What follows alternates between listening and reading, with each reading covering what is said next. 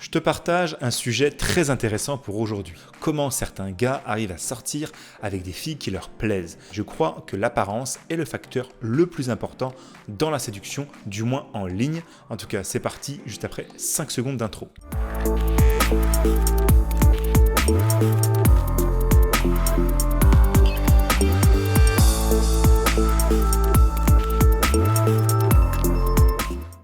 J'ai donc fait une petite recherche, j'ai observé tous les couples que j'ai côtoyés et j'ai conclu qu'il existe 3 grandes catégories de couples. Et j'ai même mis des notes pour être précis dans mes exemples. Donc bref, il y a des couples où l'homme, il est clairement plus attirant que la femme. Je ne te parle pas d'un gars qui a 8 sur 10 alors que la femme est 7, ou même 5,5, 6. Je te parle vraiment d'une différence assez flagrante, comme par exemple un homme qui peut être 8, 8,5, avec une femme qui est 4 ou 5. Ensuite, on a un deuxième groupe qui est celui des couples dont le niveau d'attractivité est très proche. Par exemple, un gars, un physique moyen, 6 sur 10, avec une fille, 5,5, 6, 6,5. Et notre troisième groupe, le plus important, est celui des couples où la femme est clairement plus attirante que l'homme. Vraiment plus. En tout cas, avant de commencer, clique sur le premier lien de la description pour regarder à la fin de cette vidéo une formation gratuite qui t'explique comment rencontrer des filles qui te plaisent vraiment grâce aux applications de rencontres et aux réseaux sociaux. Donc c'est parti, on se base sur 60 couples. Donc le plus important, c'est celui où l'attrait de l'homme et de la femme sont assez identiques.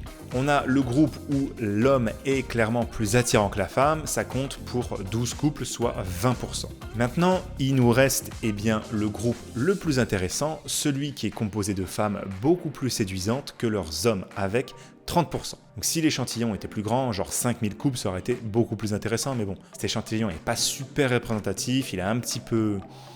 pas très scientifique, mais je pense quand même qu'on peut en retirer des bonnes tendances. Alors, on va parler du troisième groupe, comme je t'ai dit, on va regarder les couples un par un. Je connais beaucoup de détails sur certains d'entre eux, mais pas tous. En tout cas, on commence avec le premier.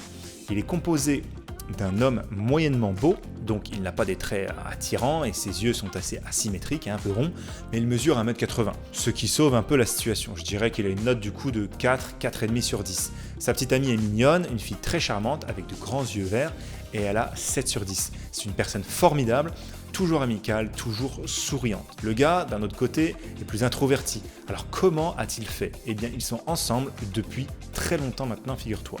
Tout a commencé au lycée et les habitants de leur ville sont très traditionnels dans un petit patelin. Et oui, encore aujourd'hui, il est quand même très courant que les gens se marient avec leur amour de lycée ou du très jeune âge.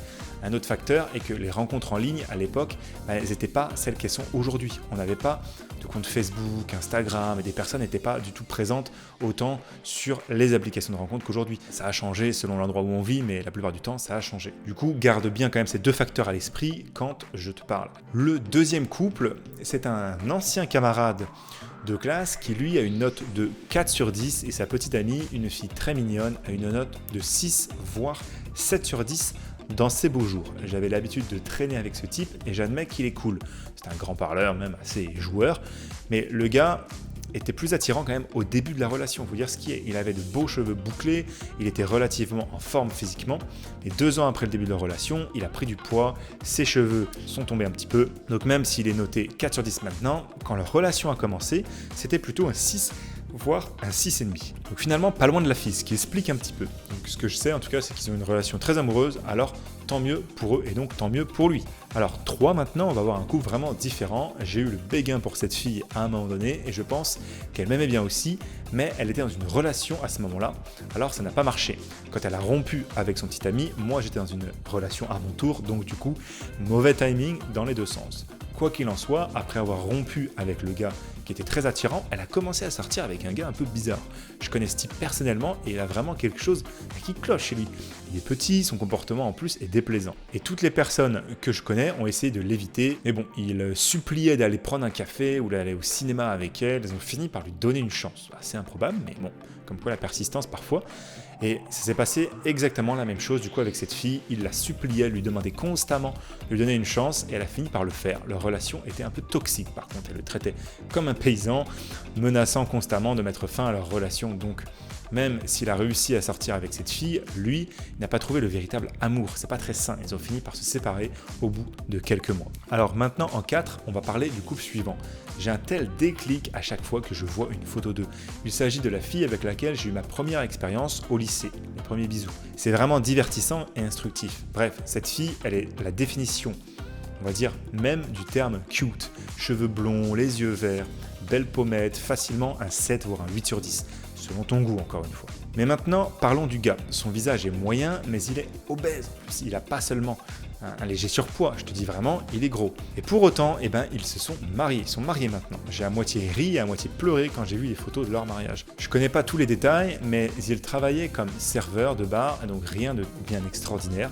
J'ai regardé des photos et il a toujours été une grassouillet depuis un moment. Donc voici un autre détail, la fille lui est infidèle. Déjà, elle avait trompé ses précédents petits amis. Mais bon, apparemment, ça ne me surprend pas et elle continue. Elle est peut-être un peu instable, elle cherchait cette stabilité avec lui, mais pour qu'elle s'amuse en même temps à côté. Qu'est-ce que tu veux? En tout cas, les gens changent parfois, je dis pas que c'est super grave, mais bon, c'est quand même pas top. On va passer maintenant au couple numéro 5. Et pour ce couple, la fille très séduisante, environ 7,5 sur 10, tandis que le gars a un visage peu attrayant et il est en surpoids. Encore une fois, ces deux-là viennent d'un village et la fille utilise à peine les réseaux sociaux, sans parler des autres applications. Donc je dirais donc que c'est une combinaison entre le fait d'être arrivé le premier et d'avoir moins de concurrence en ligne parce qu'elle n'utilise pas ça pour rencontrer du monde. En plus, ils ont un état d'esprit un peu de la vieille école, ils sont fiancés en tout cas quand elle avait 23 ans ou quelque chose du genre. 6 maintenant, le couple suivant est l'ami d'un ami et son ex-petite amie. Donc la fille en environ 6,5 sur 10 en fonction de tes préférences et le gars petit avec un visage moyen autour d'un 4, 4,5. Ils avaient une relation à distance. Alors qu'est-ce qui se passait vraiment en coulisses? Un ami m'avait dit qu'il l'avait vu fréquenter un autre gars alors qu'elle était soi-disant en couple avec lui. 7 et donc le cas suivant nous déconcerte un peu, mes potes et moi, parce que petit gars, visage moyen, au mieux, autour d'un 4,5 sur 10, il avait 2 copines qui étaient proches d'un 8,5 sur 10 chacune, des filles vraiment très attirantes, mannequin clairement. Bref, en tout cas, l'une d'elles l'a largué pour un gars très vieux, genre 50 ans, et l'autre fille, qui était très attirante, comme je t'ai dit, est aussi populaire. Je sais pas grand-chose sur leur relation, mais on a eu une conversation du coup avec ce type et il m'a dit des choses vraiment suspectes. Elle lui mentait sur son lieu de résidence. Il s'est avéré qu'elle vivait dans un dortoir.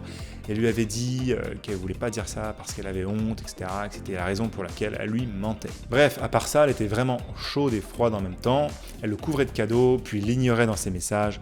Une situation vraiment bizarre que j'appellerais toxique. Donc je ne veux pas tirer de conclusion, mais félicitations quand même au gars au début pour avoir eu 2 8 sur 10. Mais voilà, il y a toujours, quand tu dates pas entre guillemets ton niveau ou tu t'es pas amélioré, il y a toujours du coup des vices cachés. Bon, ensuite en 8, on a la sœur d'une de mes anciennes amies. Elle était très séduisante, environ 1m75. Elle a épousé un petit homme chauve et obèse, enfin grassouillet. Et je pouvais pas le croire quand vraiment j'ai vu les photos du mariage. Toutes ces années, je me suis demandé pourquoi elle avait fait ça. Et il s'avère que le gars est un grand entrepreneur. Ils ont acheté une énorme maison avec une piscine et la totale. Donc je pense qu'il est dans la zone des millionnaires. Dans ce cas, tu vois, en plus il a même employé sa sœur à elle. Donc clairement, il nourrit sa famille, ça explique pas mal de choses. Alors maintenant, en 9, situation similaire avec une fille incroyablement belle, cheveux bouclés, les yeux verts en forme d'amande, grandes lèvres, belle structure faciale, beau corps, le paquet complet. Elle sortait avec un mec peu attirant et plus âgé.